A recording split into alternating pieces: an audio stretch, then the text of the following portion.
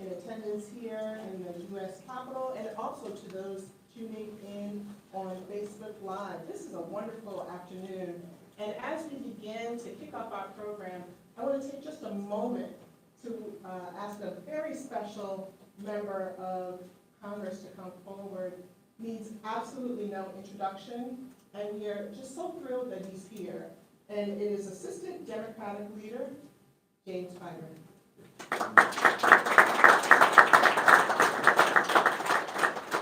Thank you very, very much, and thank you for having me to be a part of this afternoon. Now, I'm here under duress. I just want you to know, Frederica Wilson has been beating me above the shoulders, on the kneecap, everything, to make sure I got here today, and I don't see her. So I just want to thank all of you, especially the panelists who are here to provide us with what I know is going to be some great information for you to share with you. I'm from South Carolina. I grew up in South Carolina. I been representing a part of South Carolina in the Congress now for the past 30 years. Way back when Frederica first approached me and others about creating this commission. Quite frankly, it took us several years to get this done. There were those who did not feel that this is a focus that needed to be made. But Frederica was not to be denied. Seldom is Frederica to be denied. In fact, I've been down to her event down in Florida several times. And I can tell you that what you're embarking upon here will have far-reaching consequences. You have absolutely no idea. I was traveling with Frederica in a foreign country some years ago, and we were having a session at the embassy in this country, and we were sitting there, and all of a sudden, as she walked in the door, come on down, Frederica, to your own meeting. Those of you who have not met here, please meet the late Frederica Wilson.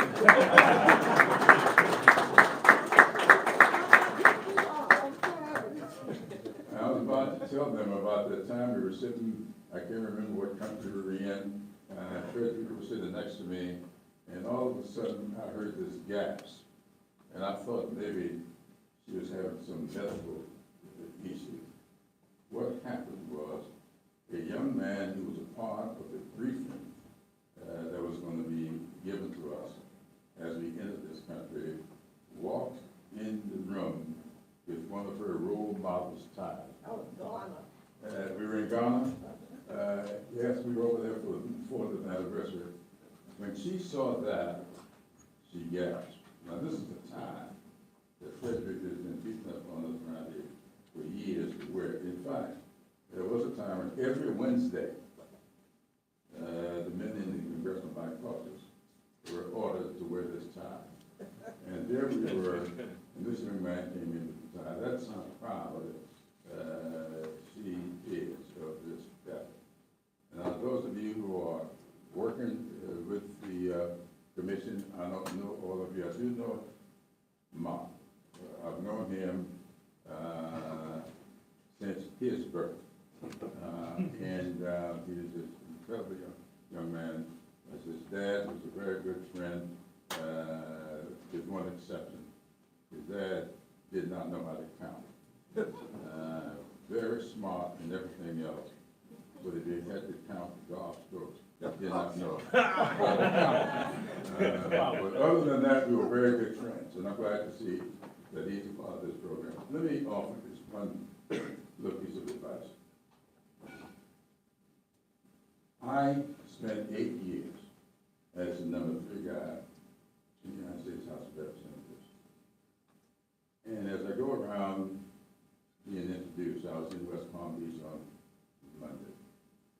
people will take the stuff out of my resume that they consider to be good stuff.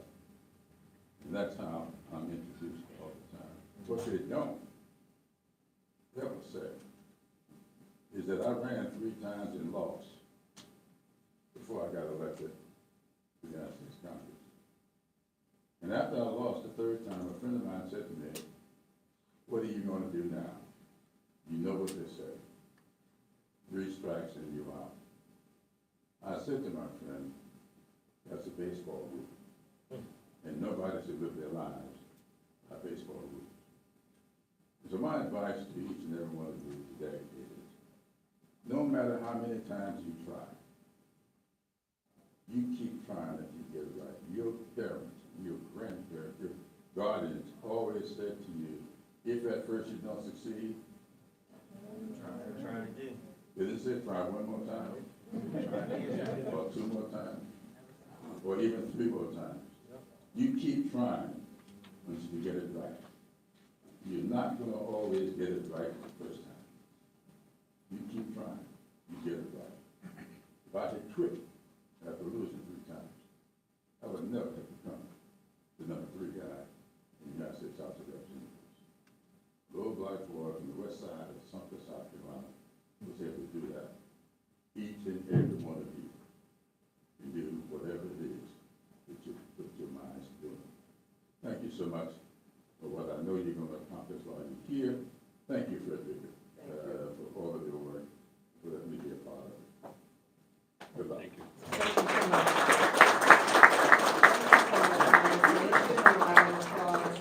And I'm sure we want to capture, as we get ready to get started, just one photo with all 3 of them together, if we can. He's headed out the door. But he was here, he said you were coming, and he said he was wrangled into to coming here, and we're so glad that he did it. Let's go ahead and officially kick this off, and I want to say good afternoon again, and welcome to today's Congressional briefing on Black men and boys in medicine. My name is Danielle Turnipseed, and I am the proud moderator of this panel today.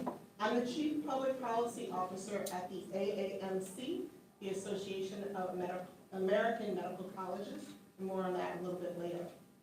Today's event is sponsored by the Office of Frederica Wilson, the Caucus on the Commission for the Social Status of Black Men and Boys, the National Medical Association, the NMA, and the Association of American Medical College, the AAMC. All of our groups are here because we are committed. Again, we are all committed to increasing the number of Black men who become physicians. We're going to talk more today about why this is so important and what can be done to improve the current numbers. And it is not lost upon any of us that we are doing this briefing today in Congress. So I certainly want to leave time for the legislative calls to action. There are federal programs and bills in Congress that we can ask our members to support to help address this issue. So I want to turn first to some opening remarks by our sponsor, Congresswoman Frederica Wilson from Florida. I'd like to invite you up. Yes.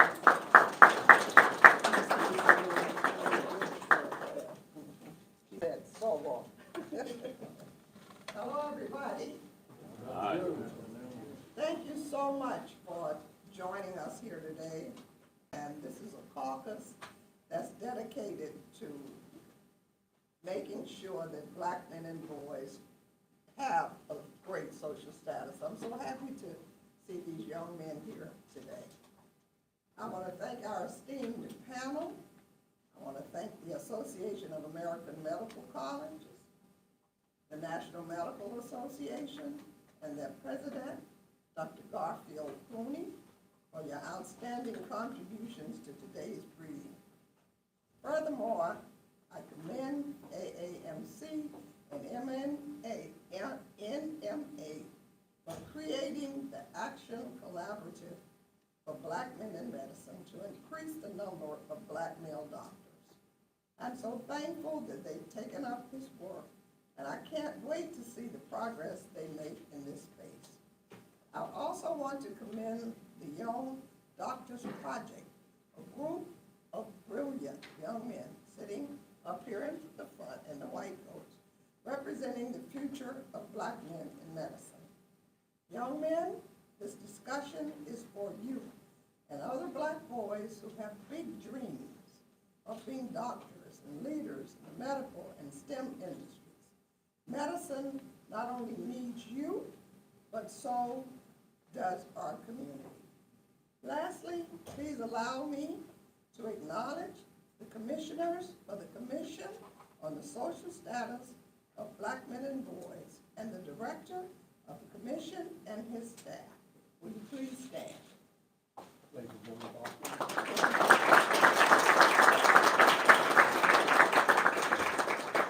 Director Pierce and your staff, please stand and be acknowledged. Today's briefing intersects with two of my top priorities as a Congresswoman, Black Men and Boys, and the health of my constituents. Study after study has shown that communities of color experience high rates of heart disease, colon cancer, diabetes, and mental illness. At the same time, more and more seniors are falling behind on clinical preventive strategies, and this must stop.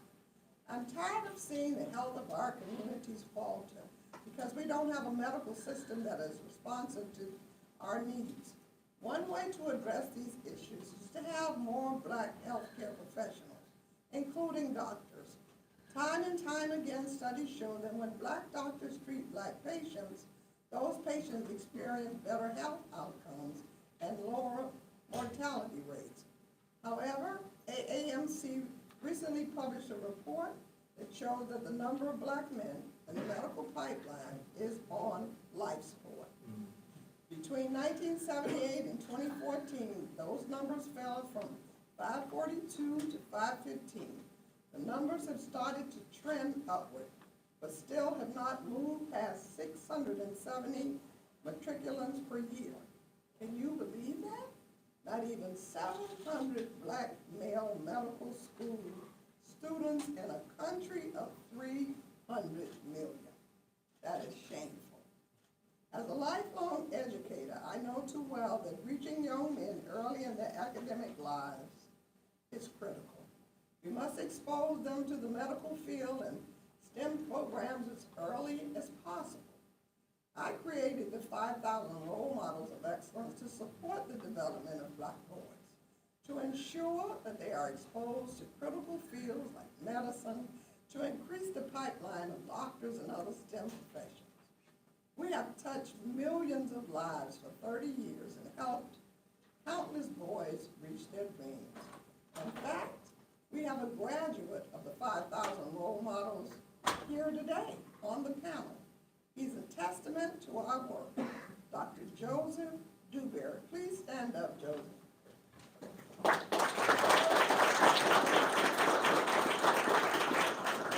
So I'm encouraged today. I'm encouraged about this conversation that is about to take place.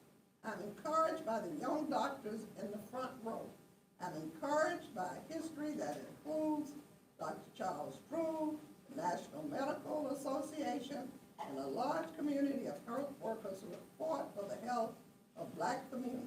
So today, this caucus stands with NMA, AAMC, and Action Collaborative, the Young Doctors Project, and all these esteemed physicians to highlight these issues and implore badly needed policy solutions. Make no mistake, the underrepresentation of blacks in medicine and what that means for patients are problems that constitute a crisis. And this crisis demands bold action. I want you to meet someone very, very special. Congresswoman Lucy McBath, who is a member of the Commission on the Social Status of Black Men and Boys, and who has a testament to, throughout her life, throughout her political life, to share with all young men, all black boys. So she was one of the first persons we made sure was nominated and serves on the Commission on the Social Status of Black Men and Boys. And I'm going to invite her now to bring some relief. Come forward.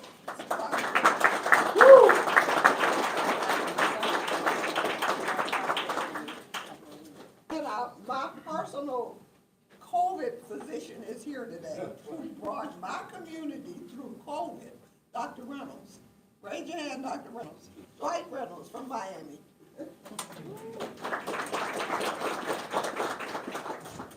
Well, thank you so much. I am so honored to be here. I am Congresswoman Lucy McBath. I represent Georgia's 7th Congressional District. I'm very grateful to be here, very grateful to have been chosen and selected by the Honorable Frederica Wilson as one of her commissioners for the Commission on the Social Status of Black Men and Boys. Thank you, Congresswoman Wilson, and the caucus on the Commission for the Social Status of Black Men and Boys for hosting this event. It is very, very timely. Thank you to the National Medical Association and the Association of American Medical Colleges for championing this very, very important cause. And thank you to all of you that are in attendance today for your passion for this issue. Thank you. We cannot tell you how much it means to us to know that you are here and that you're investing your time in making sure that we are putting black men in white coats, including our current and future physicians and health professionals in the room. We're so glad that you're here today. I'm a proud commissioner and founding member of the caucus. We are deeply committed to finding effective solutions to address the limited pathways that black men and boys face every single day in this country. We have been chosen for such a time as this. I believe everyone in this room that is here today invested in these moments have been chosen for a time such as this. When my son Jordan was killed by a man with a gun at just the tender age of 17, he was killed at a gas station simply for playing loud music in his car. I was teaching him to stand up against unrighteousness and to stand up in the face of injustice. And that's exactly what he was doing at his death. I was preparing him to take his place in this world as a young black man at the decision-making table, as many of you here are at the table, making vital decisions about the public health of our communities. I was preparing him to be a powerful black man, like all of you black men are here today. My son, like many others, was the victim of implicit bias and racism. And I feel an obligation to address these issues on behalf of each and every young man like him. Each and every young man like him in this room, full of potential and destined to do great things. Yes, I see those dreams are often denied to our people. The dreams of being tomorrow's scientists, lawyers, thinkers, and physicians are too often limited by underfunded school systems, poverty, and violence. This is a matter of strengthening our healthcare systems with the incredible talent in our communities, the talent of our black men. In my district, deaths from breast cancer are higher than the national average. This is significant for black women who are less likely to be able to battle cancer, but definitely more likely to die from it as well. I know that to be true. I know the statistics because I know where we rank in Georgia at the top of the nation for maternal mortality, breast cancer, and I myself am a 2-time breast cancer survivor. So I know that early detection and preventive care are some of the best tools that we have to make sure that black women receive the best possible care and to go on to live full and healthy lives the lives that they deserve. The health disparities for people of color in this country suggest that we need as many doctors as possible, and especially Black doctors. Excluding the intellect of Black men and boys from the medical profession not only hurts Black boys and Black men, but it also hurts families all across this nation, and most definitely those from our communities. We are here to support legislation that eliminates these barriers to Black men and boys achieving their dreams. I am hopeful for the future of this nation. I am hopeful because I sit on this commission that is doing amazing work to make sure that we are undergirding and investing in every Black man and Black boy in this nation. And we are undergirding and protecting the future of this nation and of the medical professional by what we are doing here today. And I thank you all so much for being here. And on behalf of the Commission of the Social Status of Black Men and Boys, I want to say thank you because my son Jordan did not get a chance to live out his dreams or his future. So thank you for being here today. Thank you so much for lifting up and investing in Black men in white coats.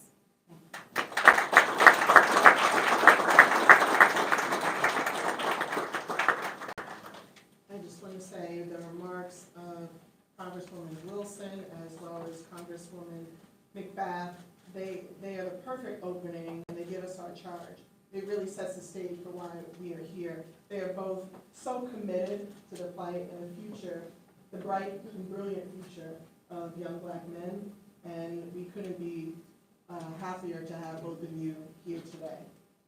Right now, we're going to take a shift and play an action collaborative film, and you can come up and do that because I'll mess the technology up. But I do want to remind people that at the end of this panel, we will have a reception. So don't think that you can't do like Congressman Clyburn and slip out. We want you to stay until the end. All right? Thank you.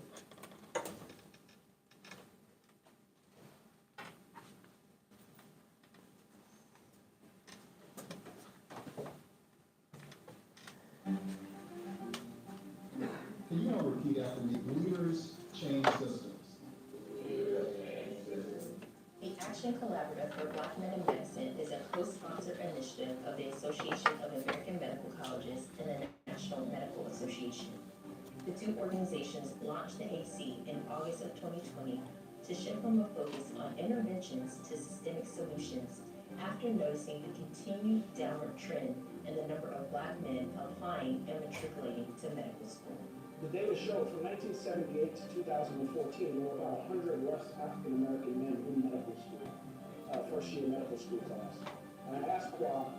We run the data because it can't be done. There's no way that that's up. The work that's being done is for people like me. So me as a pre-medical student who's kind of like the non-traditional pre-medical student who's rejected from medical school, having to re-strategize and go back again. I think that's the importance of this work. The Action Collaborative identified 3 categories of systems factors that influence the trajectory of Black men entering medicine, including 1, pre-medical, 2, academic medicine, and 3, social-cultural systems factors. We decided based on priorities, 2 groups, pre-health advising working group and a leadership accountability group, because we recognize that we need some systemic changes to make some permanent improvements.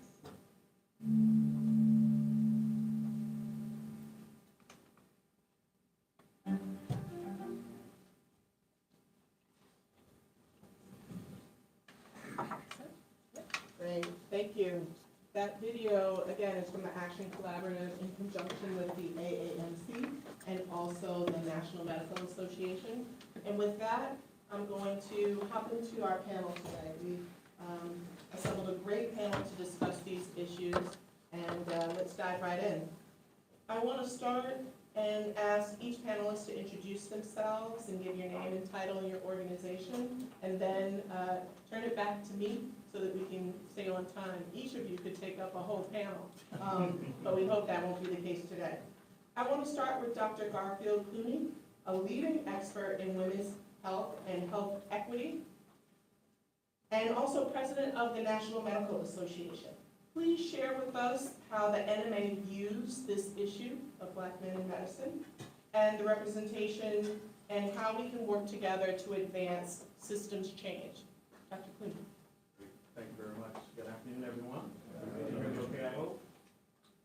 Yes, my name is Garfield Clooney. I'm actually a maternal fetal medicine specialist in New York City.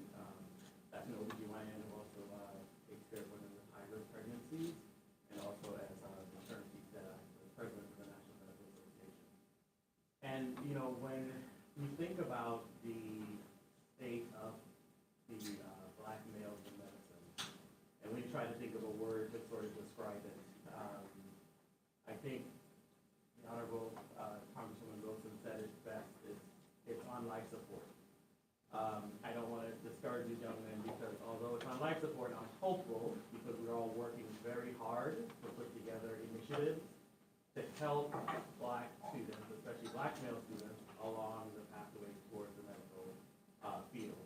And we're going way back to elementary school because we know that there's over-policing in our communities, there's over-disciplinary action to Black males, and we need to help them navigate, help you all navigate that situation. But I also think about how did we get here? You know, how did we get here to be 13% of the population, but 5% of the physician workforce, and of that 5%, 2.7% of Black males. And it makes me go back to when the NMA was formed, or founded, which was in 1895. And, you know, it was almost, we're almost going through similar challenges now. We were excluded from joining the American Medical Association, which was the white association. And the real issue with that was that you had to become a member of the AMA to get privileges or get certification to actually practice medicine. And so it made it extremely challenging for Black students who wanted to go into medicine, but also for Black patients. So we were completely disenfranchised for many levels at that time.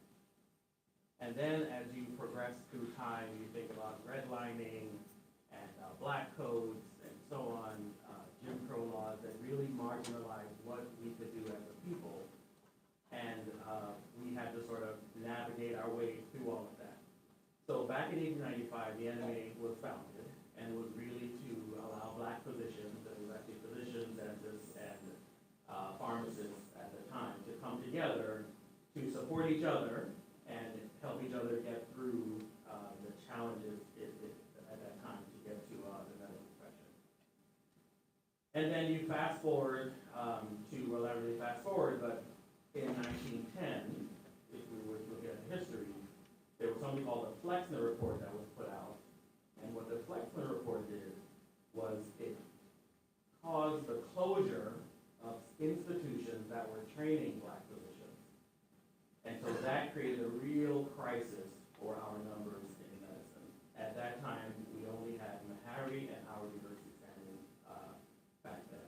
Fortunately, we have more historically back medical schools at this time, but we need more. And then you fast forward to the 2000s, I think it was in 2015, the AAMC, actually the Associated American Medical Colleges, put out an article, put out a paper that talked about altering the course of Black males in medicine. And it sort of broke it down for us and let us understand that, as was stated before, the amount of doctors applying, the amount of students applying to medical school in 2015 is less than what it was in 1974. So there's got to be some challenge, some problem going on here, because that's not the natural progression for a profession that is thriving and a profession is doing well. And I'm not going to go through all of the hallmarks and all the landmark articles that were presented, but in 2020, as was stated on the film, the AAMC and the National Medical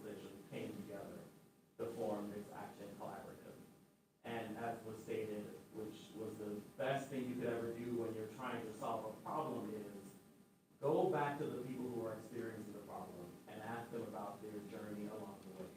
Because if like I said, we are 13% of the population, and our numbers of physicians are not keeping up with that, there's got to be some issue of a leaky pipeline, I think they call it, or the pathway, there's got to be a problem. And so I'm really, really excited and really happy to be president of the organization at this time when this collaborative is really coming together. You saw Dr. Neva Johnson before on the screen, and she actually was the president at the time when it was coming together in 2019. But this actually collaborative really has, it creates an opportunity that we really can change the trajectory of students who want to go into medicine. And it's, the reason of that is providing financial assistance, funding for different programs, mentorship, it's providing any kind of social issues you need to help along the way. It's really a comprehensive program, and I think as we look at the challenges and the obstacles going through medicine, it's going to take these kinds of bold initiatives to really move the number of Black girls in medicine. From the 1940s to the mid-2000s, 2010 and 2015, we were 2.6% of the total, all Blacks were 2.6% of the total population, and moving forward, we became 5%, but Black males only went up 0.1%, and Black females went up 2.6%. So we need to take a look at that and see where are those successes and what challenges we can overcome. But I think, again, although we might say that it's on life support, I'm very, very hopeful that we're going to be making some real improvements in the numbers as the years go on with this program. Thank you. We have to just turn your microphone off, so thank you. Thank you for that information, and we're going to have to return back to some of those staggering statistics. Next, I want to introduce Dr. Terrain Easterling. He is a family medicine and public health physician who was recently named Senior Vice President for Population and Community Health and Chief Strategic and Innovation Officer for One Brooklyn Health. And he is from New York, or in New York, and most notable, he is a co-founder of the Young Docs Project. So I'd like you to tell us about the organization's mission and the importance of strengthening the K through 12 public education in addressing this issue about Black male physicians. Happy to. Good afternoon, everyone. Danielle, thank you so much for the introduction. So I will not belabor and do a reintroduction of myself. But certainly I want to thank both Congress members who are here, who have been spearheading this effort and ensuring that we are raising the alarm around this critical issue. So certainly we're going to thank both Congressmember Wilson and Congressmember McBath for their leadership on this, as well as the AAMC and the NMA.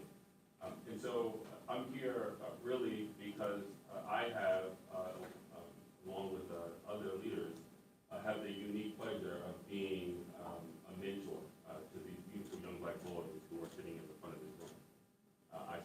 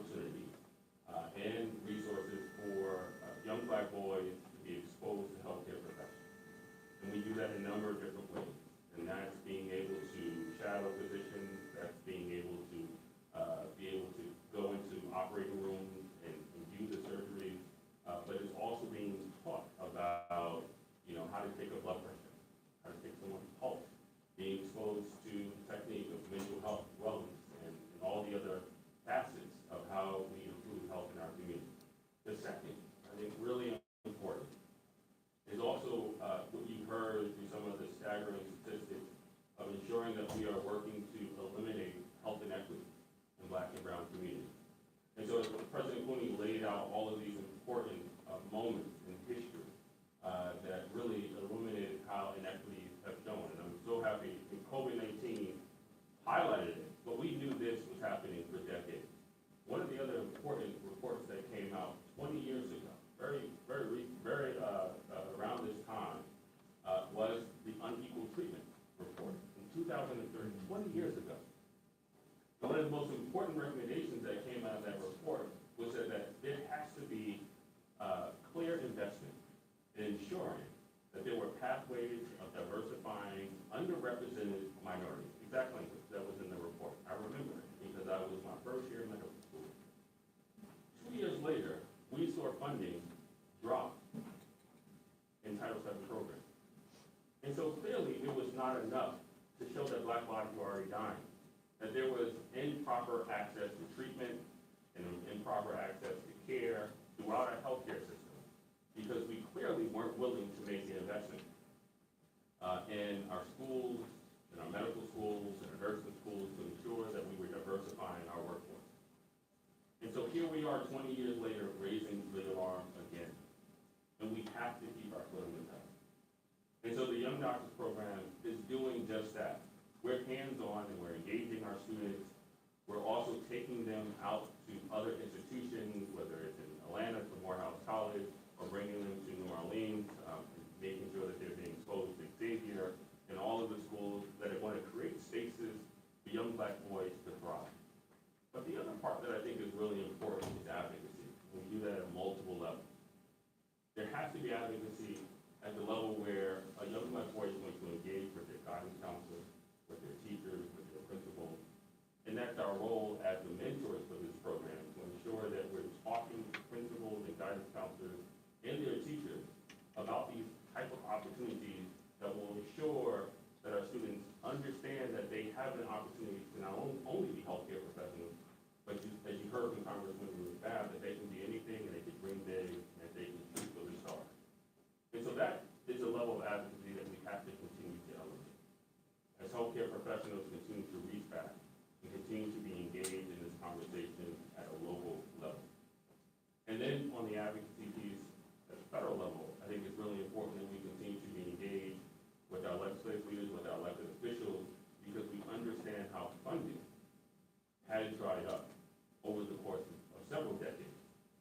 And making sure that we have programs like the Health Career Opportunities Program, Area Health Education Center, making sure that Pathways to Practice comes into fruition so that young boys who are going through Young Doctors Programs, that are going through SACT, that are going through all these different pipeline programs can get the resources that they need to become physicians that they want.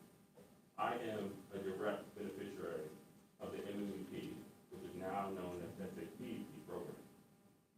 There are folks who are National Medical Fellowships. There are folks who have been a part of the Area Health Education Center, who are sitting in front of you, who are direct benefits of the programs that have been invested in, but have been also disinvested in over the last several decades. This is why we have to support and strengthen our K-12 pipeline, to ensure that we have the right resources, to ensure that we not only have five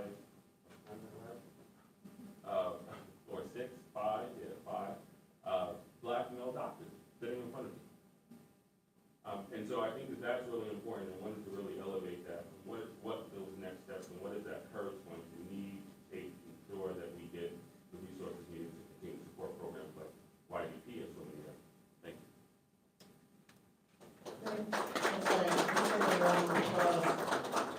Dr. Easterling, my colleague, Kat, works incessantly on the HRSA Title VII programs. And, you know, there's so many programs that strengthen that pipeline that you're talking about. One is the Health Career Opportunity Program for K through 16 diversity pathway programs. There are centers of excellence. There are scholarships for disadvantaged students. There is faculty loan repayment. We need faculty to teach.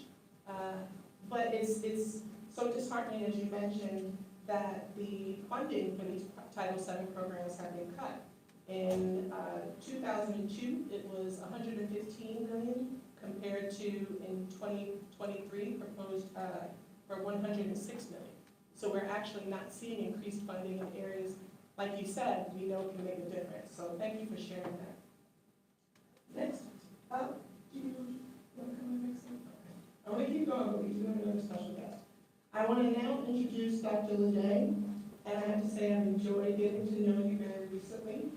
You have obtained your medical degree from Tulane School of Medicine, in addition to serving our country for almost a decade in the U.S. Navy.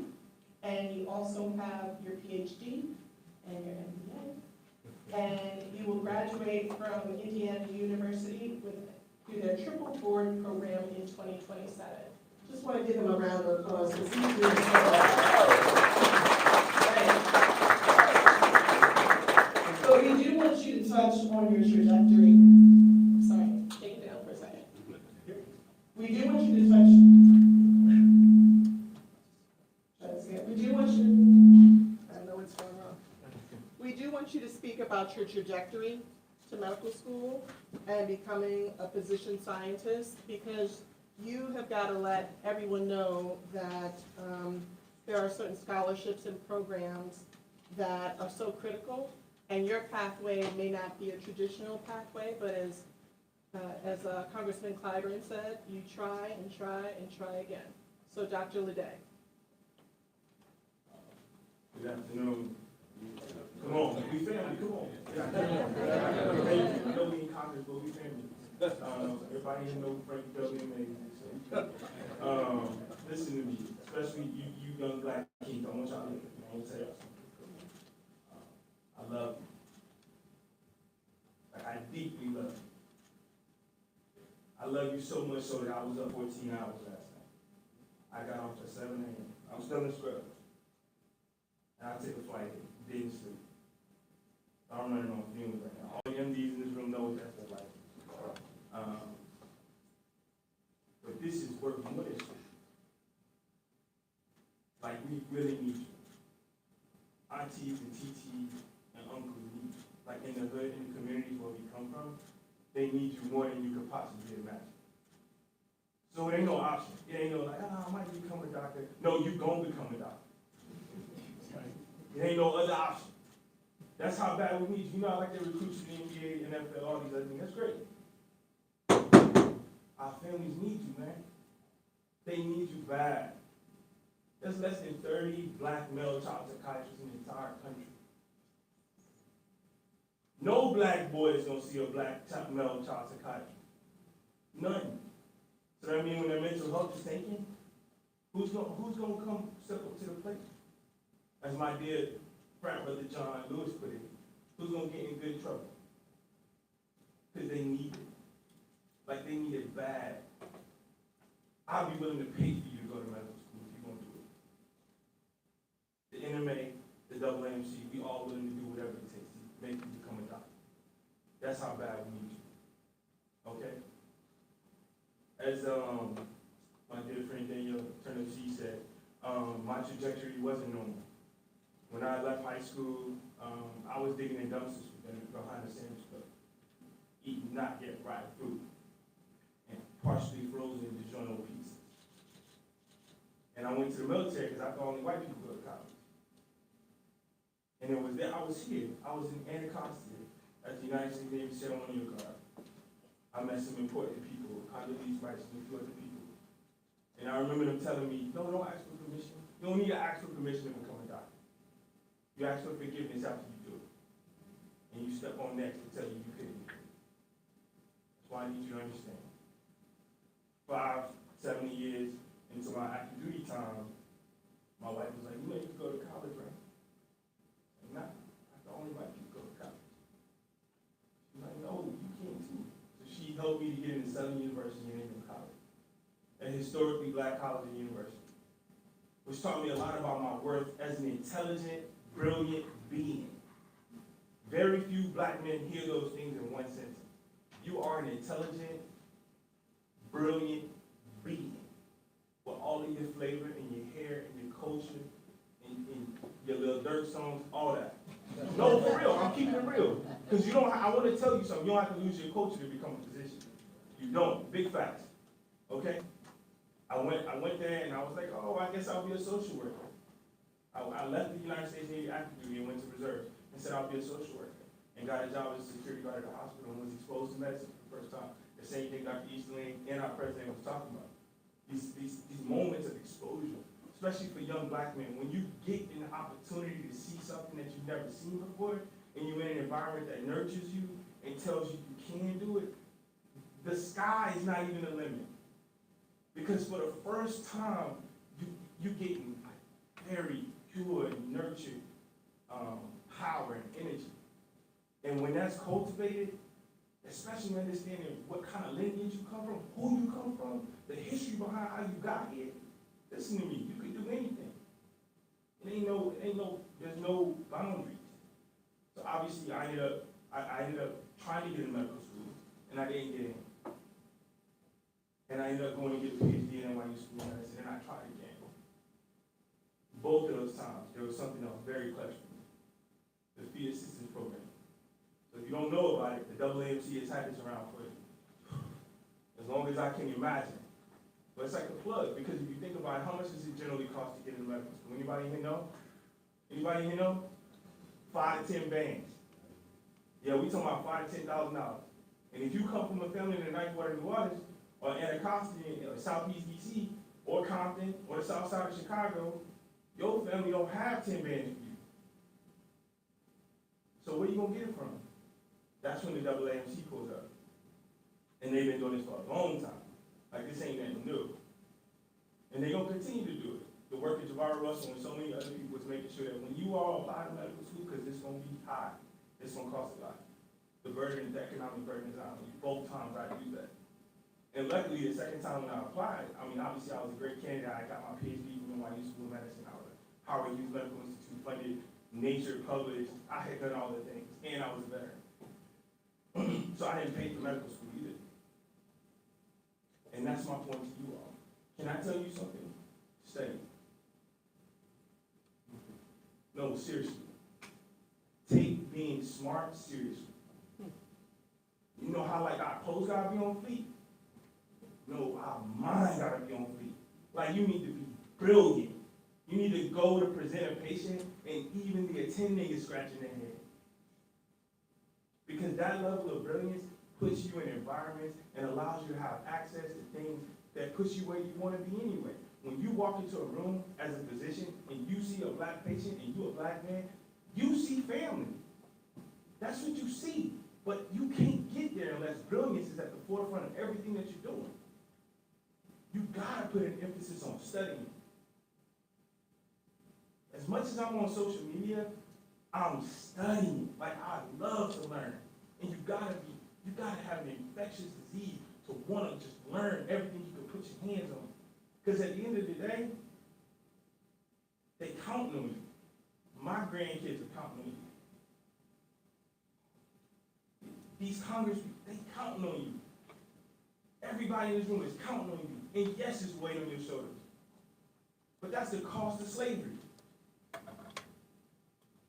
That's what progress is going to look like. Obviously, I ended up matching in a triple board residency, and everybody knows about the I'm Proud of You Black Man moment, and they asked me, what is that about? I was talking to the little boy in me, because I was proud I never quit on him.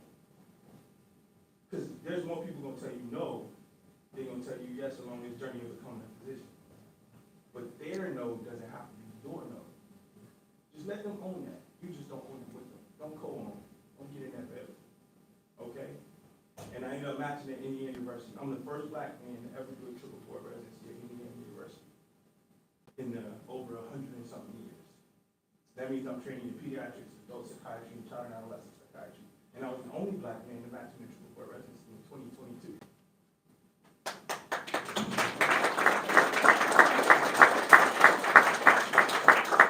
So I'll shut up and leave you with this.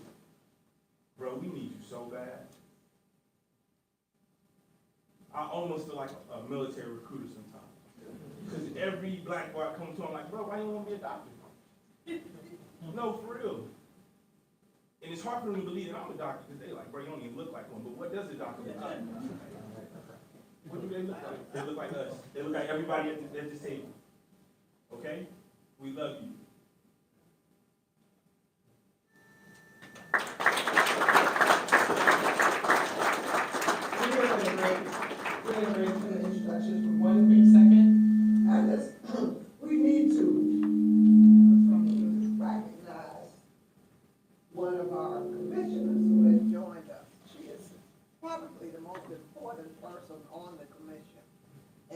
we have a caucus on the commission, and that's what this is all about today. But we have an actual commission that is in the Office of Civil Rights, and we have a commissioner, Kristen Clark, who is the Assistant Attorney General for Civil Rights at the U.S. Department of Justice.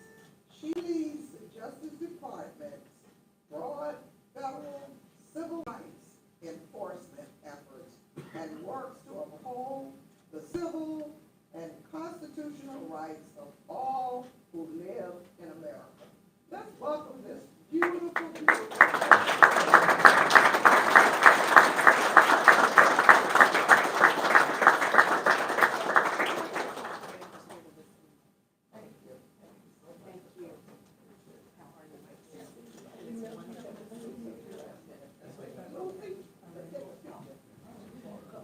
Have a quick photo here.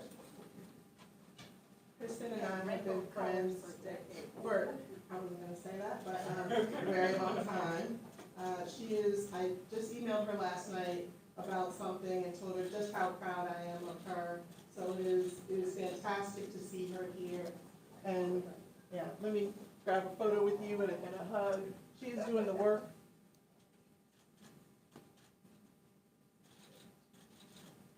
She is doing the work, and they are doing the work. And just a little story about Kristen. She has a son, and she missed her own baby shower because she went into labor. I was at the baby shower, and she went into labor with her son. Years and years ago. You remember that? thank God for good doctors. Yes, exactly. Thank you for being here. Let's continue with Dr. Dwight Reynolds. You are involved in cutting-edge patient care, and we look for you to tell us what you're seeing as it relates to physician diversity and access to quality health care. Dr. Reynolds. Sure, thank you. I'd like to certainly thank I call her the People's Congresswoman, Frederica Wilson. She's truly amazing. And also me, okay. I've been a fan of her for a long time. A little hoarse, you should call that. I talk quite a bit.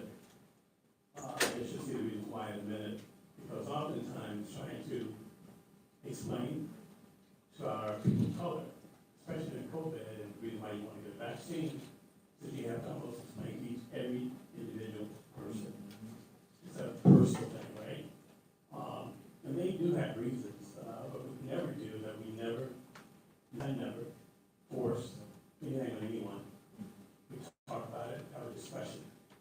So I want to play a clip to explain basically how I operate with patients with the vaccine.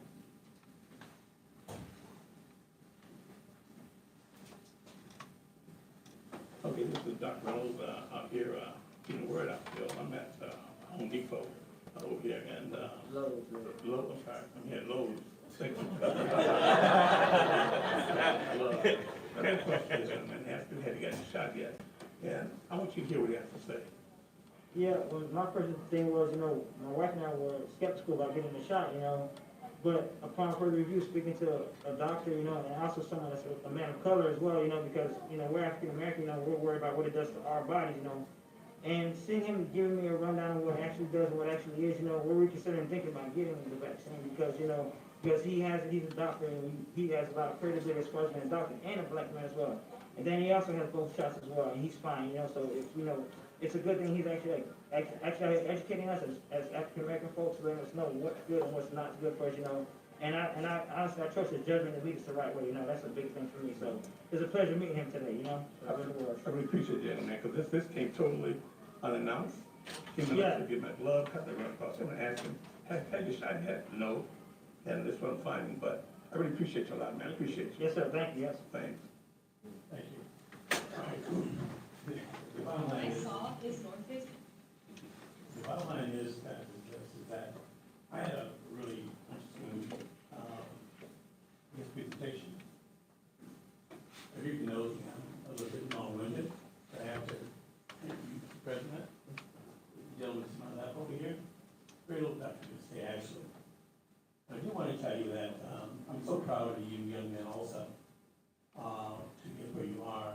We do know, studies have shown, no doubt about it, that people, especially African-American physicians, be they women or men, tend to have better outcomes, as been shown across the board. Not just at HBCUs that have looked at this, but also Harvard, Stanford, Yale, Princeton, across the board. So we are very, very important to delivering the healthcare in a very quality way. And I want to put in a caveat, guys. People come to us expecting us to give them the best that we have, right? You did not get to where you are by being slow, so to speak. You know what I mean by being slow? No. You have to be better than most to be where you are. Amen? To be a physician, it takes a lot of mental fortitude, it takes a lot of willpower, it takes I don't take no for an answer. In my case, I was a little smart out here, I guess you call it me. Graduated from Michigan State University, College of Human Medicine, still in magna cum laude, by the way. I was so afraid of failing. Okay? Our class was 220. And out of that 220, it was 5 blacks in that entire class. Okay? Now, I looked at a slide that was presented, people were talking about it. The way things have changed since 1978. Guess what? I graduated March 17, 1978. Okay? I can give you history lessons about our plight in medicine. And it does not do me any good to have to report to you after reviewing basically what you all have written.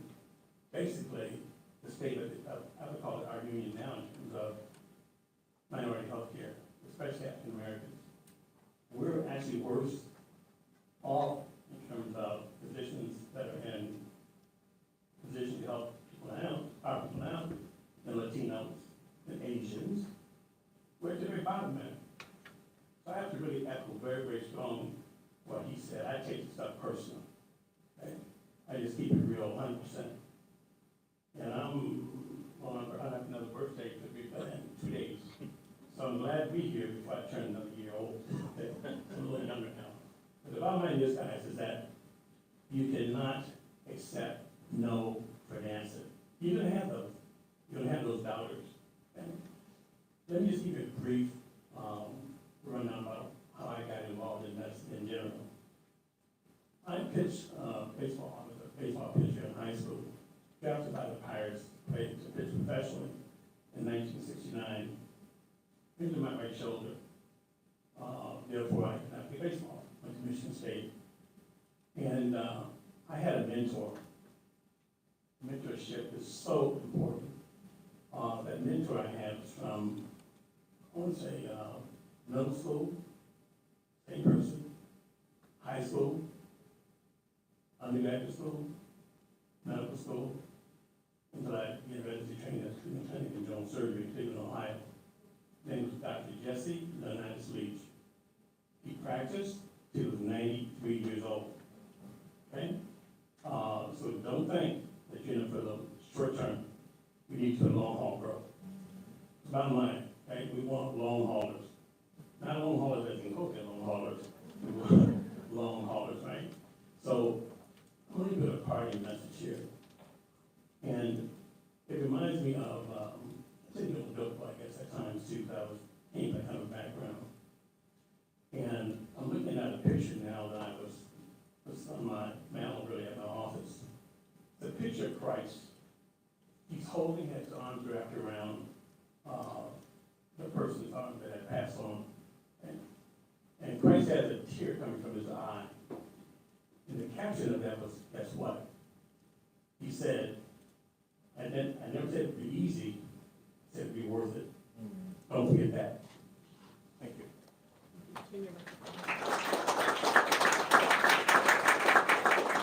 Thank you so much, Dr. Reynolds. I want to move now to Dr. Joseph Dewberry. He is a native of the beautiful city of Miami, Florida. He attended Miami Northwestern, where he was a member of the 5,000 Role Models of Excellence program that we heard of. And Dr. Dewberry, I'm going to let you introduce yourself, but I'd like for you to talk more about how being in the Role Models program supported your dreams of becoming a doctor, and more broadly, if you can comment on programs like Role Models or like Young Doctors, and just other organizations that are out there. But let's hear you talk about the Role Models program. All right, absolutely. So I'm Dr. Joseph Dewberry. I am a family medicine physician, graduated from Howard University College of Medicine, currently practicing in the wonderful state of Louisiana. So I would like to start by saying opportunities are invaluable. Opportunities are invaluable. And I say that because with my first job in Louisiana, I worked with a young man, college educated. I think he went to University, ULM in Louisiana. 23 years old, had never seen a black physician before. And this is someone who is educated. This is why programs like this are important. Exposure. So the 5,000 Role Models of Excellence was invaluable to my growth and my development, and to the growth and development of so many boys in Miami. I think one of the biggest challenges, we are thinking about getting through medical school and becoming a doctor. There's so many challenges before that. And some of those challenges are making it through high school. Some of those challenges are getting into college and paying for college. And 5,000 Role Models definitely put a lot of building blocks in place that allowed us to do those things successfully. When I graduated college, everything was paid for. And I am forever in debt to 5,000 Role Models and a couple other people who made that possible. Also, programs like 5,000 Role Models, yes, they definitely expose you to medicine, and that's what we're here to talk about today. They expose you to the STEM, but also law enforcement education. Like, there are options for young black boys if you do programs like 5,000 Role Models. So one of the things I believe is if you can't see it, you can't be it. And a lot of times if we're not reaching back, people do not see it. You guys are the only reason I wore this white coat today. I brought a suit jacket as well. But I might be the only opportunity you get to see a young black physician. And I try not to waste those. So I'm going to take a moment just to talk about the intersectionality of what my life is, essentially. And I have to thank God. Because I look at all of the steps that had to be ordered correctly for me to be where I am right now. And had any one of those steps been wrong, I would not be here. Number one, black male growing up in Miami, a part of the 5,000 Role Models program. That was an opportunity. And I'm the son of immigrant parents who, my mom and dad are both from Antigua, worked as custodians, did, all sorts of jobs to create a better foundation for us. I remember using my mom's W-2 to apply for financial aid in college and trying to figure out how she maintained a house, a car, and 3 boys, because it literally made no sense. And then also the medical magnet program at Miami Northwestern. That was another bit of exposure that I was fortunate to be a part of. At the University of Miami Miller School of Medicine, Dr. Ashton Mack, he's now retired, but he made so many minority initiatives for young people like us to get into medical school. There were MCAT programs, there was HCOP, there was Summer Science Enrichment Program. All of these were things that showed me, hey, there are people like you getting into medical school. Here's early exposure with anatomy, here's early exposure with all of these things that helped to fill my toolbox. I went to Howard University College of Medicine, which is a HBCU. It's one of the two we mentioned earlier, which helped to produce a large majority of black physicians. Also, just thinking back, I was a part of MAPS which is Minority Association of Pre-Med Students, which is mentored by SNMA, which is the medical school version. But then once you're in the real world, there's NMA, and at every level, there's mentorship, which helps to guide us and make it through and matriculate. And lastly, your brother next to me said the Free Assistance Program. And he's absolutely right. I used that AAMC Free Assistance Program, and I applied for, I think it was 7 or 14 med schools for free. Oh, they were great. So, in preparing for this, I conducted a survey of a couple of my mentors, just to see if there were outside perspectives that they thought they could contribute. And everyone had the same thing to say. Early exposure, early intervention. Early exposure, early intervention. If we could get to these young men before or, early in 9th grade, if we could get them in summer programs, if we could get them shadowing and immersed in the hospital culture early, then even though the rest of the world is telling them no, they will already have it instilled in them that a yes is possible. So, the congressman said earlier, he's always introduced by all of the good stuff. And that struck a chord with me as well. Because this journey hasn't only been good stuff.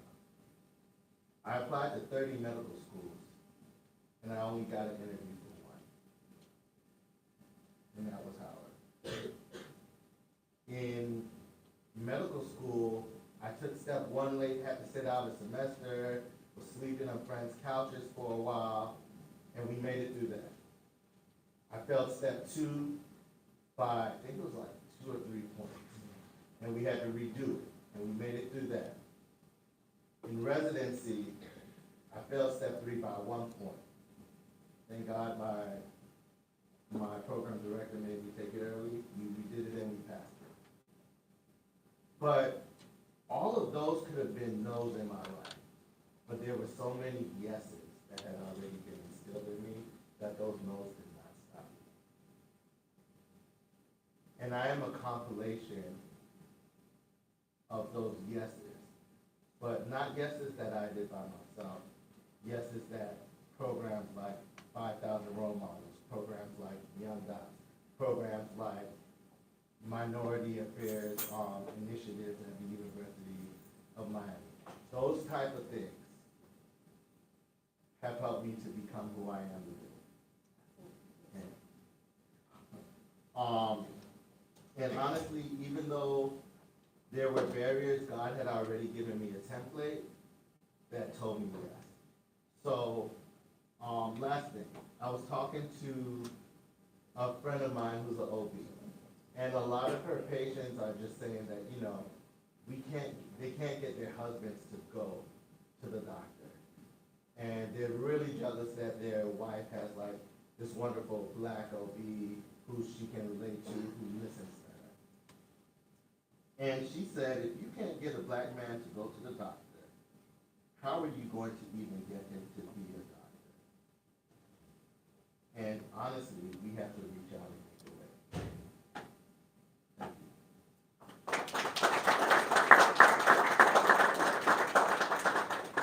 Thank you so much, Dr. Dewberry. Can you make sure your microphone is on great? And last, but certainly not least, is someone who I'm really pleased that I've gotten to know. I want to call him doctor, but he's not a doctor yet. We see it, it's in view. For his undergraduate education, Tyler had the privilege of attending the illustrious Xavier University of Louisiana, where he was a biology pre-medical major. And upon graduation, he enrolled at Howard University College of Medicine, where he is currently an MD, MBA student.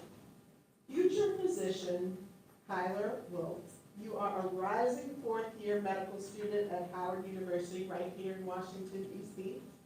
I'm going to need a graduation ticket, and just put it out there a year early. What do you want policymakers to know about the policy steps needed to support future medical students like yourself? And I am conscious of time, so we can have some questions, but go ahead. Perfect. So thank you very much for the introduction. You will definitely be getting a ticket. So good afternoon, everyone. How y'all doing today? We had some amazing speakers. You know, I guess they put the one without the letters behind his name to go last. So, but yeah, so I think, you know, this is where we kind of start to get to, you know, how do we solve this problem, right? I think the first thing, of course, is, you know, getting those loans clear, right? The $250,000 we pay to go to medical school. But throwing money at something isn't always going to fix the problem, right? There's money everywhere, but as you can see from the statistics from the AAMC, things have been kind of going south since 1978. One statistic that I personally found just digging around was a study done by Yale, right? So we mixed in with the AAMC had, and then the Yale study essentially said that of medical students, right, African American medical students have the lowest retention rate, or let's just say the highest dropout rate of all other groups of students that are in medical schools. I think from the study it said African American males and females, the dropout rate is 5.7%. So on one side, you have the obstacle of actually getting to medical school, and then once we get in there, it's harder for us to stay in there. And what that tells me is this: this is an institutional systemic issue, right? And this is where the policy aspect comes from things. As I previously said, right, policy is more than just throwing money at something. But another side of that is it shouldn't be a band-aid, right? We aren't creating policies just to simply, oh, you know, we'll give them this, we'll do this. No, we need to get to the bottom of what is actually causing not only black men to be, you know, at a lower rate of actually applying, matriculating to medical school, but what's the reason that they aren't able to be retained during this time, right? Of course, the number one thing that we've all spoken about, and I think me and Dr. Ledette specifically, being from Louisiana, could speak really heavily on that, is the financial aspect, right? When I was applying to medical school, and I still use the way, I still had to find ways to gather the money from my mom, my dad, my grandparents, even called me some favors from some frat brothers to, you know, just to kind of help me to get over that hump. And, you know, I don't think that should be the case, right? If you guys are putting all of this work to get to this point, you should be able to follow your dream to get there. I find it kind of contradictory how, you know, we say we love black boys, we want our black boys to succeed, but when they get to the point where their dreams are almost there to being realized, we leave them hanging, right? And a lot of times, these things aren't in their control. So, as far as policy things, again, money, that's always the first step. Resources, whether that be scholarships, whether that be housing, whether it be even decreasing the cost that it even takes to apply to medical schools, or funding one of these amazing internship programs that we can see in the university. The second thing is, when we're drafting policy, we need to come up with specific guidelines that are actually, you know, realizable. Being optimistic is good, but at the end of the day, we need to set an objective point of where we want to go, when we want to get there, and go for it. And the last thing is accountability, right? That word that, you know, we all don't like to talk about or deal with, but it's just that much important. And it's not only accountability from our policymakers to us, but it's even holding ourselves accountable, right? Like Dr. Ledette said, our young black men that want to go into medicine, you are black, you are beautiful, you are brilliant, you will be successful. And this is not something to tell you to think about or to ponder it. You are accountable to yourself to believe it, right? You looking at this table here, the comment was made earlier that, you know, we're superheroes, right? And as great as that, you know, as beautiful as that is, being a superhero, you know, at the same time is something that kind of isn't attainable, right? Like, I'll never be Superman, I'll never be Batman. But looking at us, you could be a doctor. You could be the first black triple board psychiatry resident at Indiana University. You know, so These are things that you guys have to be accountable with, right? And again, on the policy side, this going to meetings such as this, sitting on panels, writing your congressmen or your senators to continue to push for funding, to continue to hold the medical schools accountable, right? Because the data is here. The data shows that we need more black men in medicine. It shows that the retention rates are bad. The matriculation rates are bad. It shows that even outside of us getting into medical school, we are at higher risk of hypertension, different types of cancer, diabetes, so on and so forth. And there was also another study that showed that black men are more likely to go to see a physician, and guess what? He is a black man. They need us. They need us. We are the future. And we need y'all to be able to not, again, hold yourselves accountable and take that in. But at the same time, it is now our jobs to take the torch from our predecessors and continue that mission. And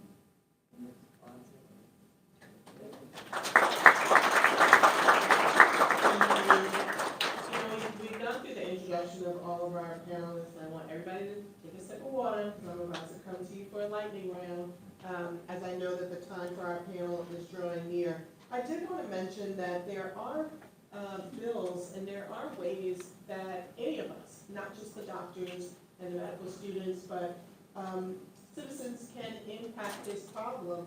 There is legislation related to graduate medical education that was introduced in the House by Representatives Sewell and Fitzpatrick, and also introduced in the Senate from Senators Menendez, Bozeman, Collins, and Chuck Schumer, that would expand the number of Medicare-supported graduate medical education positions.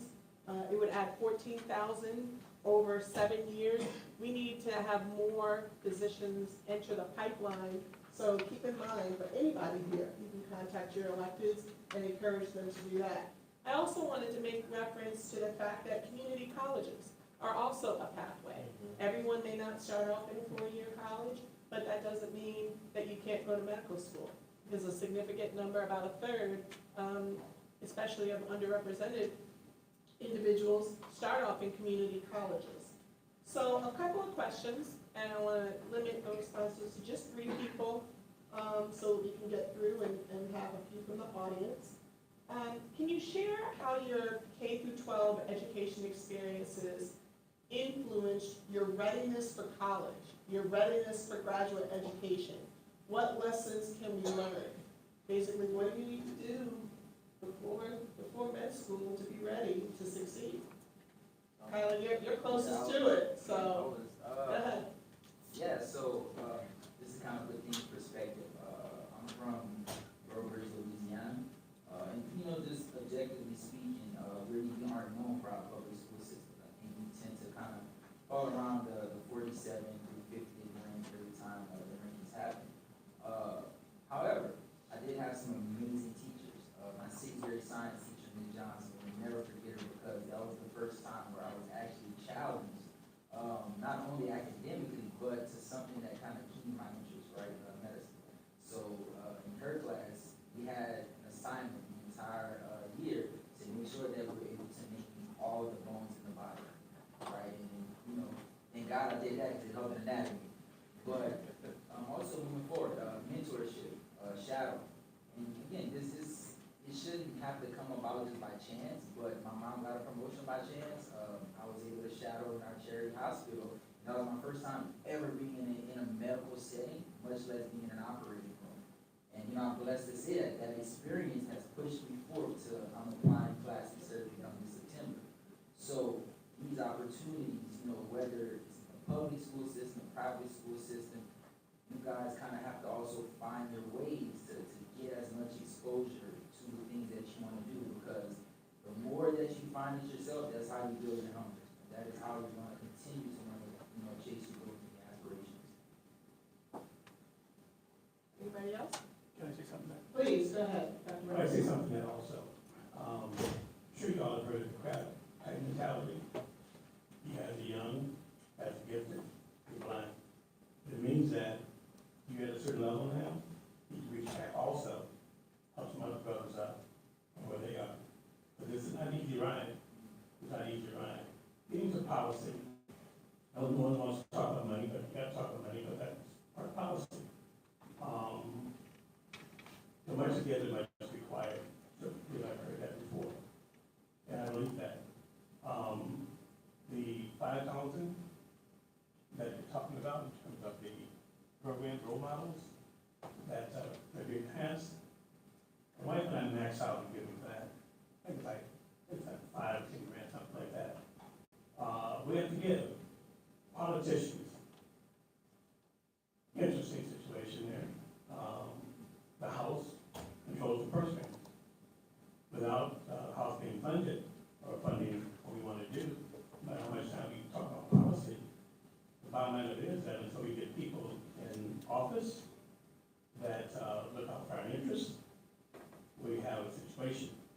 I encourage everyone, not just the registered and representatives, but spend some time on the phone. Raise some money. Y'all can do that, because that's very important. We can talk policy until we pass out. Again, I've been a doctor since 1978. I've heard the same thing, to be honest about it. And I'm so proud, and I'll let the president know, I will join NMA again, no question about it. I've been the AMA fellow for a while, but I was a member of the NMA for quite some time. But we need to begin to refocus, at least I do for sure, what my agenda has to be. And I'm really, I think I learned probably more than anyone else, to be honest, here, having to study for change and over and that I'm familiar with in terms of diversity problem and how we can go about fixing it. I'm giving everyone on the dais my support. If you need to meet, catch up with me, you can always reach me. A little older, we can have funds, you know what I mean? So, pay that money. Great, thank you. I understand that we have a chat going today from the live stream. So I want to make sure that we hear from, please put your questions in that you might have. Hopefully we can get back in touch with you, but also want everyone here and those listening to know how they can find our respective offices, our respective organizations. Definitely you can find Congresswoman Frederica Wilson, and she, I'm sure, has information on her 5,000 Role Models program. Please check out the Association of American Medical Colleges, AAMC.org, and the National Medical Association, NMAnet.org. NMANET.org. I want to be sure that we do two things as we get ready to close. I want to see if there's a question from the future physicians who are here, young students who are in front of us. I keep smiling, and I was videotaping earlier when Dr. Lede was talking. They were intense looking, and it was just, if I were on social media a lot, I'd be able to post that because it was so inspiring, and I want to be able to look at that in the future. So one, I want to see if there are any questions from the young men who are here. But I want to ask and encourage everyone, when we go to the reception, please take the time to talk to these young men here. They absolutely need to hear our words of encouragement. I know that there's some physicians from Howard, from Georgetown, from other schools, with all the physicians who are in training at institutions stand up and make themselves known. I know there's some Howard. Yeah, let's give them a hand. All your institutions, we have women and men who came out. You future physicians, be sure to contact and talk to these other physicians, individuals who are in medical school. But let's make sure that we pour into these young Black men who are here today who expressed interest in medicine. And with that, is there a question that any of you might have for our panelists? Oh, I see it again right here. When you stand up and say your name, I'll repeat the question so everybody can hear. All right, hello, my name is Michael. I'm a junior. Oh, there you go, Michael. Hello, my name is Michael. I'm a junior. I wanted to address you guys because one of my concerns with going into medical school and like all an undergrad and all that, become a doctor, is that I kind of want to enjoy my youth. So, Hello. and like we're going to talk though.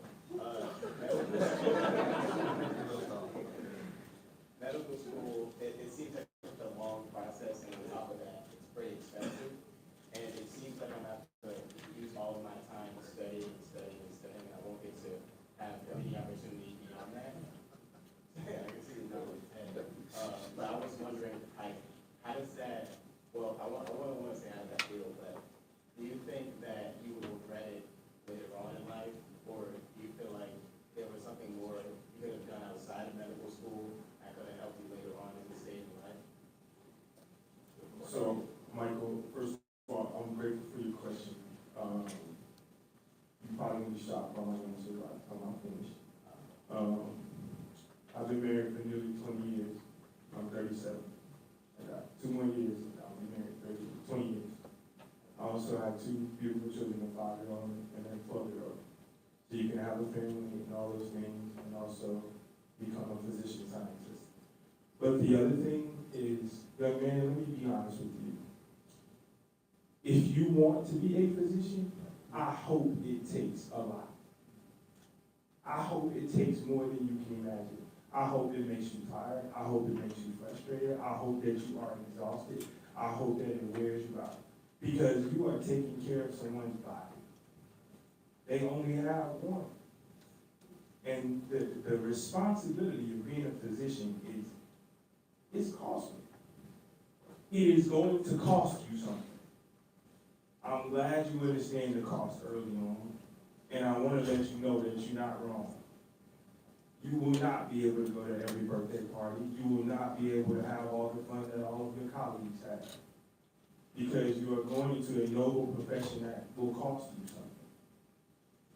The problem is that that's not comfortable for our current generation that's growing up. That's not cool. We want to have fun. But fun at what cost? The cost of auntie and uncle not having somebody who look like them to take care of them? I kind of have like this problem. Everybody talks about primary care being important. And I say, well, why we don't have more people in primary care when they match? Everybody says primary care is important, but we're not going into primary care. Don't say your community is important if you're not willing to go back and do the work in those communities. Don't do it from a distance because they can't see you from a distance. Don't not be willing to pay a cost because your ancestors paid a cost for you to sit your behind in that seat.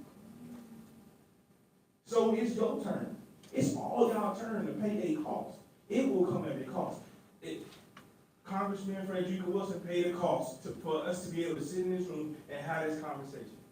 That all came at a cost. It will come at a cost. It's not going to be free. If it was free, everybody would do it. And you a black man, it's going to really come at a cost. Because ain't nothing you going to do as a black man that's going to be free. So I'm going to go ahead and let you know now, you're right. Your youth won't be as eventful as everyone else's. Your Instagram is not going to be popping like everybody else's. But that's okay. Because it's greater later. You gotta invest if you want a return. Go ask anybody on Wall Street. You have to invest in order to get a return. The gentleman all the way at the end said you get older and you start to have some funds, but how you gonna get those funds? You think they're gonna just magically show up if you just build an LLC? No, it don't work that way. Instagram, TikTok, and Twitter are wrong. So I'm gonna keep it real with you, brother. You're not wrong, but I'm glad you recognize it because it's supposed to come at a cost. Ain't nobody gonna let you play with your body if you don't know what you're doing. Okay? We love you, man. Yeah, I want to piggyback on that also. Yes, Kyler wants to jump in. He's, go ahead, Kyler. You have something to say about, Yeah, no, I agree. I'm gonna, however, just kind of put it in more of like because when I started medical school, I was 21. I graduated high school early, graduated college, went straight to medical school. So I completely understand what you're saying. However, I honestly don't feel that I had an uneventful medical school journey, right? The fun is different, right? You go from, high school and college, going to house parties, doing all these things, to hopping on a plane and going to Jamaica, like I'm going my class this weekend. So it changes, right? You could still have the fun, but at the end of the day, as you grow, as you develop, and as you mature, your priorities change, your experiences also change. And just always remember, you gotta be 35, 40, 50 one day. Why not be 35, 50 as a doctor? The age gonna come. You can't focus about like what's going on, what you're doing at that point. If it is for you to go straight through, if that's what God has for you, knock it out, kill it. You can do it. But if that's not your journey, if that's not the path that God has for you, so what?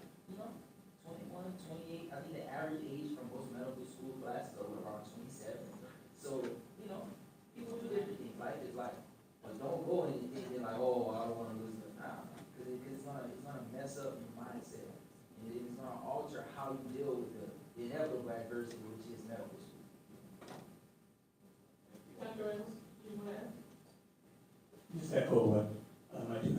always said, it comes with cost, no question about it.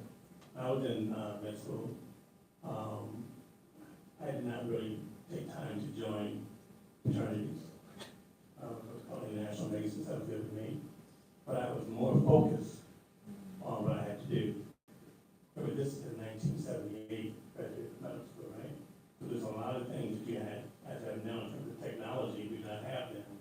So for us to be where we have to be, and to be the best that we could be, then it meant that we had to do our job. And we're all willing to have fun, no question about that. But I can tell you one thing, it's all done. Go for it, Chief. We have a question from Congresswoman Wilson. I had a constituent recently to come to me with a concern, and the concern had to do with black men and colon cancer. And I promised him that I told him about what we were having today, and I told him that I would ask you to join me in finding a solution, because it appears as if the protocols of the American Medical Association, the HHS and everyone else, the insurance companies will not pay for a colonoscopy until you are 50. And we know, I know, so many black men who have colon cancer long before they're 50. But the screening is so expensive. So it's gonna take like a movement, the way they did with breast cancer, for women to make sure that everyone was screened. So I'm asking you today, I don't have a question, I have a request. I'm asking all of the medical professionals in this room today, including the students, to help us move this issue to the top of the agenda when we begin to talk about cancer, because it impacts black men so hard. And black men don't go to the doctor. They don't want to go. And unless they have a wife who makes them go, or a mother who makes them go, they don't go. So that's what my concern is today. All right, we heard the Congresswoman. Let's get that done. I see another question. Will you stand up, young man? Tell us your name and your grade and ask your question. My name is Keith. I'm a junior, and so my question is, because I wanna go to college for sports medicine. So I'm looking at colleges right now, but I'm not really sure which college I wanna attend. I'm not sure which college is gonna be the best fit for me. Great. So one thing, as you all get ready to answer this question, let's be sure that we answer the question about, do you have to be in a certain major to go to medical school? Just expound on that a little bit. And some of you went to HBCUs, so let's take the time to mention that as well. Go ahead. So I think it's great that you want to go into sports medicine. I think there are a couple things you have to factor in, right? And a lot of these can be done at the root level. So number one, guidance counselors at high school are like very helpful. And also, we used to have things called CAP advisors who help you find scholarships, help you research different colleges. I think all of those matter. I used to be a college tour guide, and you would be amazed at how visiting the schools can make such a difference. And some of us don't necessarily always have the resources. I know I couldn't go on a college trip, I couldn't afford it. But seeing a place and knowing a place before you commit to a place can make a difference. And lastly, scholarships. So I don't think we apply for scholarships enough, because those little scholarships add up. At the end of the day, I think adding up what you have to work with can also help influence your decision a little bit too. So just a couple things to consider. Yeah, so I know for myself, I'm definitely biased. I was in HBCU. I went to Xavier for undergrad, which is also a funny story because I initially didn't apply there. Two schools that were, kind of known rivals with Tulane and Loyola. It's crazy because my dad graduated from Southern, but you know, honestly, HBCUs really weren't on my radar at the time. Got into both schools, got scholarships, but guess what happened? Didn't have enough money to pay for the difference. Had a couple of family members that went to Xavier for pharmacy, just went on a tour. Like he said, you know, with a full scholarship. So I'm going on those tours and they get money too, and those connections. But I feel for myself, going to an HBCU not only put me kind of in that mindset of I have to grind, but I feel like I've learned so much about what it was like to be a black man, and specifically about being a black man in America. So, you know, not trying to sway y'all, but, you know, look at the HBCUs. I am gonna try to show you. You need to take your mind to the historically black college. No cap. That's exactly what it is. They are still doing what they were initially designed to do. The invaluable component of going to historically black college and university is that the professor who's teaching you, they know you. Like they know you in and out. They'll call you mama. It's like that. But you also get an opportunity to sit next to somebody who looks like you, and you all get to communicate about brilliance, about intelligence, about atoms bonding, about SN2 reactions in organic chemistry. That will never happen again. I have 6 degrees. The only time that has ever happened to me was when I was at Southern University. Out of all the education I've got, I've got $2 million in education. Never, ever, ever, except for when I was in Southern, did that happen.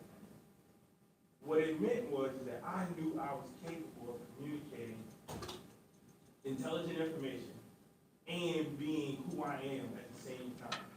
You're gonna have a pretty Wednesday. You're gonna see the AKAs and the sigmas and the Qs. You're gonna see all of the components of black culture and brilliance at the same time. The only place you see that on this planet is at historically black college and university. And that's so important because as you climb this ladder, as the OGs at this table know, when you climb this ladder, it gets further and further and further away from you that you see someone who looks like you. Within the hospital, you don't see another black man. I don't see another black man when I'm in the hospital. I just don't. Maybe in custodial services, maybe in the kitchen, maybe every once in a while in security, but not with a white coat on. But I still know who I am because I went to an institution that instilled in me who I am. You also won't be at a place that's going to help you get to where you need to be. You're going to have mentors who look like you. And I'm not saying all mentors need to look like you because some of my main mentors don't look like you. But having something nice, I'm not going to lie to you. Okay? Go to HBC, straight up, just like that. Thank you. I think this is a great point for us to end this conversation, but not without first giving a round of applause to our panelists. Thank you, Representative Frederica Wilson.